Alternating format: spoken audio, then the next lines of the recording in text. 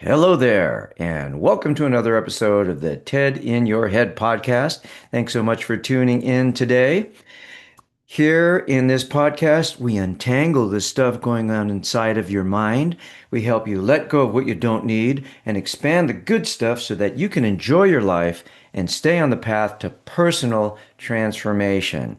And if right about now you're thinking to yourself, I kind of like the sound of that, wait until the end of the episode today, and I'll tell you how to get in touch with me to make those changes that you've been wanting to make. Today, we're gonna talk about the voice in your head. And we're not going to talk about TED in your head. We're going to talk about the voice, right? Now, shameless plug. My book, available on Amazon.com, The Ultimate Guide to Letting Go of Negativity and Fear and Loving Life by yours truly. So I talk a lot about the voice in your head in this book. So pick it up on Amazon.com if you like it. Buy a copy for somebody else and leave a good review for me. Thank you very much. All right, so let me ask you something. Have you ever had one of those days where the voice in your head just won't stop? Like you wake up and it's already talking. Oh, you didn't sleep enough. You've got so much to do. You're behind. You have to. You've got to. You need to. And you're like, whoa, wait, I haven't even had my coffee yet. And it doesn't stop there. Follows you into the shower, into the car, into your conversations, right? You're having a conversation with somebody and you're like, oh, do I have food in my teeth? Do I have boogers in my eyes? What are they thinking about me? Do I look cool, right? It even shows up when you're trying to relax. You finally sit down to unwind and your brain goes, hey, shouldn't you be working? Do you really have time to sit around and relax? Or even worse, your brain is like, let's think about that embarrassing thing that happened in 2017, right? And then you start thinking some variation of like, oh man, I suck. What's wrong with me? How come I can't? If only I could. On and on and on and on. You know what I mean? Here's the strange part. Most people assume that voice is them. Like there's this tiny, overly dramatic narrator living inside your head running the show. But what if I told you that voice isn't you? Let's start with a simple but powerful idea. You are not the voice in your head. You're the one who hears it. Now, this might sound a little abstract, but stay with me. If you hear something and you can notice it, then you can step back and say, wow, that was a pretty negative thought. Or you can think to yourself, holy schmoly, I'm really beating myself up. If you can do that, then there must be a part of you that's separate from it. So now you're the witness of the voice. You are the observer. Think about it this way. If you're sitting in a movie theater watching a film, you might get caught up in the story. You might laugh, cry, feel tension, but at no point do you actually believe that you are the movie or that you're in the movie. It might feel like that, but you know there's a part of your mind that's like, it's a movie, right? I'm in a movie theater. Now, this is a type of hypnosis, right? If you go to the movie theater and you are moved to have an emotional reaction, even though you know it's just a movie, you have this emotional reaction anyway. This is a type of hypnosis. And we can become hypnotized by that voice in our heads if there are habitual patterns of negative thinking. So most people are sitting in the theater of their own mind and they've climbed into the screen. They're not just watching the thoughts, they've become the main character in every dramatic storyline that their brain produces. And let's be honest, I don't know about you, but my brain can be a little bit of a drama queen, drama king. Maybe yours too, right? It exaggerates. It predicts worst case scenarios. It replays awkward moments like they're Oscar-worthy scenes. And it has a special talent for saying things to you that you would never say to someone you care about. Imagine walking up to a friend and saying, hey, just wanted to remind you, you're probably going to mess that up. And then people will judge you like you would never do that, or I hope you wouldn't. But that voice in your head, for some people, it says it all the time. Like, what's wrong with you? You're not gonna, you should be afraid, blah, blah, blah, right? So here's the problem. Here's the big problem when you can't separate from the voice in your head. When you believe that voice is you, you begin to believe everything that it says. And when you believe everything it says, you feel it. Stress, anxiety, self-doubt, frustration, not because these thoughts are true, but because they are unquestioned.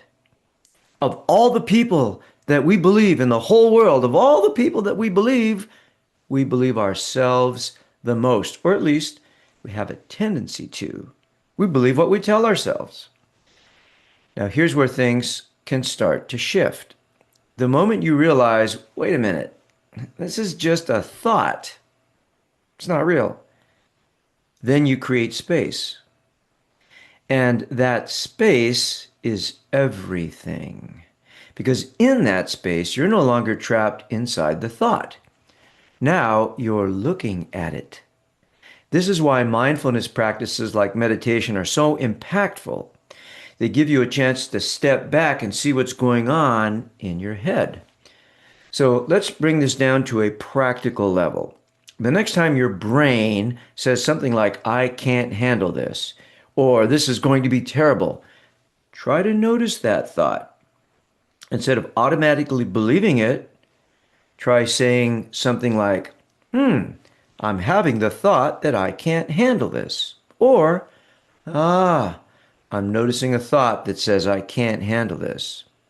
Now, I know this sounds simple, maybe even a little weird or awkward at first, but it works because you're no longer identifying with the thought. You're observing it. And once you observe something, you have a choice. Now, here's another thing most people don't realize. Now, listen very carefully. That voice in your head, it's not even original. It's like a greatest hits album of everything you've heard over the years. Parents, teachers, authority figures, past experiences, bits and pieces of old conditioning, all stitched together into one ongoing commentary. So when that voice says you're not good enough, you might want to ask, whose voice is that really? Because you may notice, oh, that sounds like my mom's voice or my dad's voice or my teacher's voice. Because chances are you weren't born thinking that. And yet, because it's familiar, because it's been repeated so many times, it feels true. I've said it before and I'll say it again. Your brain loves familiar and known patterns, even when they're negative. Your brain would rather be predictably uncomfortable than unfamiliar and uncertain. Let me restate that in a different way. Your subconscious mind will always go to the known and familiar, even if it's negative, even if it's painful. So it keeps playing the same thoughts over and over and over and over again. And that becomes a habit, a habitual pattern of stinking thinking. But here's the good news. You can give yourself a checkup from the neck up. Because just because a thought is familiar doesn't mean it's accurate, doesn't mean it's true. And just because you've thought something 1,000 times doesn't mean you have to keep thinking it. Now, let's be very clear about something, and this is important, a very important point, okay? If anyone tells you they've completely silenced their inner dialogue, they're either an enlightened person or they're not paying attention. The goal here is to not get rid of that voice completely. You're always going to have some type of mind chatter.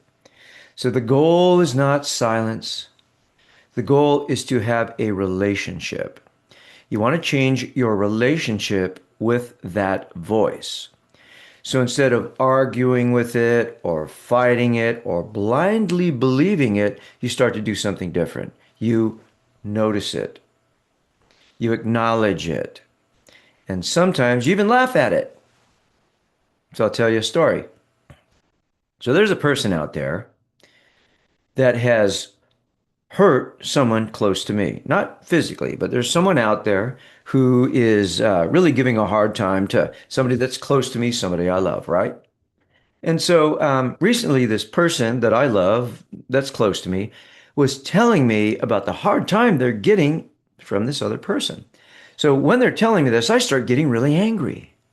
And I was like, F them, to hell with them. And afterwards, I start thinking in my mind, oh man, I'm going to mess that person up. I'm going to find a way to make their life a living hell. You know what? I'm going to go on YouTube, find out how to do voodoo on them.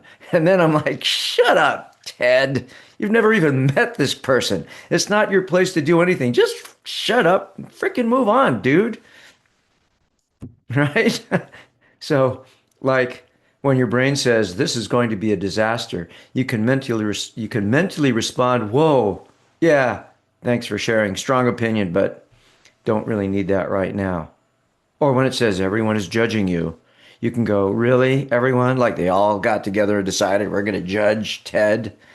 A little humor creates distance, and that's what we're looking for. Some distance, some space from the everyday mind chatter. And distance gives you power. Now, here's a deeper truth. And there's not really that many truths out there, but here's a deeper truth. If that voice isn't you, then who are you? So this is one of the big existential questions. And the truth is, can you believe that? I didn't turn off my phone. That's the truth. All right, I was just about to do the big reveal, right? Who are you? You are the awareness behind the thoughts, the calm presence that can notice without getting pulled in. Without getting pulled in, that part of you that can choose where to focus, what to believe, how to respond. And the more you connect with that part of yourself, the less control that old mental chatter has over you. Now, this takes some practice. If you're used to believing everything that you tell yourself, if you've got years of negative mental chatter, it takes some practice, right? It's going to take some work. So let's do a little experience. Let's do a little exercise here. Now, whatever you're doing, if you're driving, don't do this exercise. But if you're not driving, relax. If you can, close your eyes. Take a slow, deep breath in. And as you exhale, just notice what's happening in your mind. What thoughts are you thinking right now? Are you evaluating what I'm saying? Are you trying to relate it to what your experience in life is? Are you judging yourself or what I'm saying? Just notice the thoughts. Step back. No need to change them. No need to push them away. Just observe. Give them space. Like you're sitting in that theater watching the movie, but not stepping into the screen. And gently remind yourself, right here, right now, I am not my thoughts. I am the one who witnesses them or notices them. Take another slow breath, and when you're ready, come back. So the next time that voice starts up, and it will, pause for a moment, notice it, and instead of automatically believing it, get curious about it. Because the moment you stop identifying with that voice is the moment you start taking control of your mind, your feelings, and your behavior. Thanks for listening to this episode of TED in Your Head. If you enjoyed this episode, share it with somebody who might need a little distance from their own inner narrator. And remember, just because a thought shows up doesn't mean you have to invite it in. Just a friendly reminder that you can watch this on YouTube. Just do a search for Ted A. Moreno, certified hypnotherapist, or you can go to @Ted A. Moreno on YouTube. You can also read this as a blog post at tedmoreno.com/blog. And of course, if you need some support managing the voice in your head, then what you need is TED in your head. So reach out for a complimentary phone consultation by going to tedmoreno.com/contact. And I'll get back to you within 48 hours and we'll talk, find out if hypnotherapy is right for you, and talk about how we can make some very powerful and positive changes. So here's a quote. Quote, "We must carefully cultivate the voice that speaks to us, because an internal voice is the ultimate narrator of our charming and delightful personal story, or the documentarian of our tragic and disgraceful plot lines." Ooh, that's a good one, isn't it? That's from Kilroy J. Olster from his book titled The Dead Toad Scrolls, a book I'm definitely going to have to check out. So, again, thank you for listening. Take good care of yourself. I'll talk to you next time. Bye.